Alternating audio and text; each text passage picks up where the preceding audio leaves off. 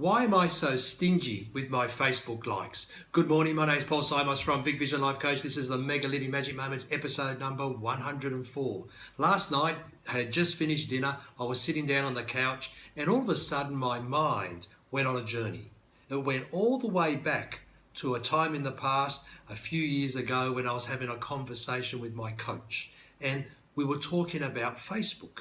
And throughout this conversation, my coach asked me, he said, Paul, why are you so selective with your Facebook likes? Do you have a quota? Is there a number of Facebook likes that you can only give per day? And I'm thinking to myself, where is my coach going with this conversation? Then he said, Paul, do you realize that when our behavior, even on the Facebook, liking or not liking, reflects our thinking. It reflects our mindset. It reflects our values and our beliefs. And I sort of look at him and sort of a bit stunned. And he said, yes. He said, let me give you some examples. And then he started to talk about some different examples. And he was telling me how it could mean that we don't think there's enough. It's a lack mentality. Not enough likes to go around. There's a shortage in the world. It could also mean that we're jealous. We see other people's posts. They could be going on a nice holiday, or they're building a business and they've got a lot of clients, and we get jealous. Inside we envy. I really wish I had that. So we don't like the post. It could also mean, I can remember actually in Australia, we had something called the tall poppy syndrome.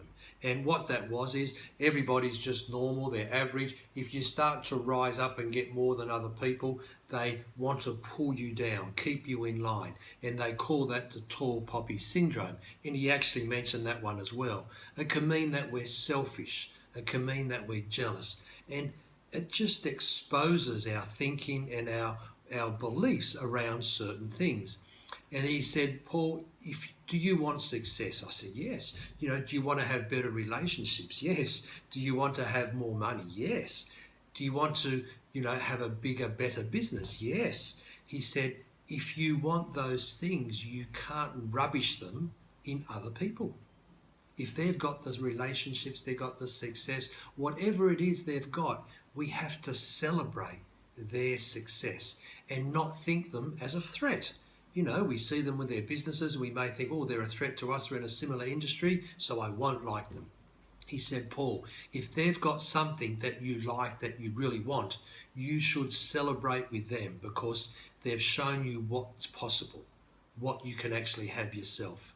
So since that conversation, I went home that night in deep thought with a paradigm shift, with a different, renewed mindset about my behavior on social media. So now what do? I always like, when I go onto my feed, if I see some posts, I just like.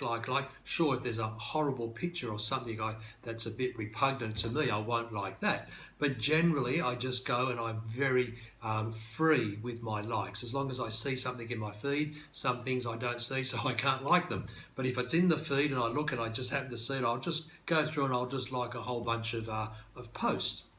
And what then I internally think, wow, isn't that person great? Aren't they wonderful? They've got this in their life, they've got that. And I start to internally feel happy for them because I know after speaking with my coach that we have to think this way.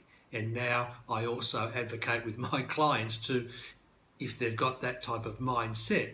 And it's very subtle, we don't always see it. And there's a saying that how we do anything is how we do everything. So if I've got that type of behavior in my social media activities, possibly I've got that sort of behavior in other areas of my life.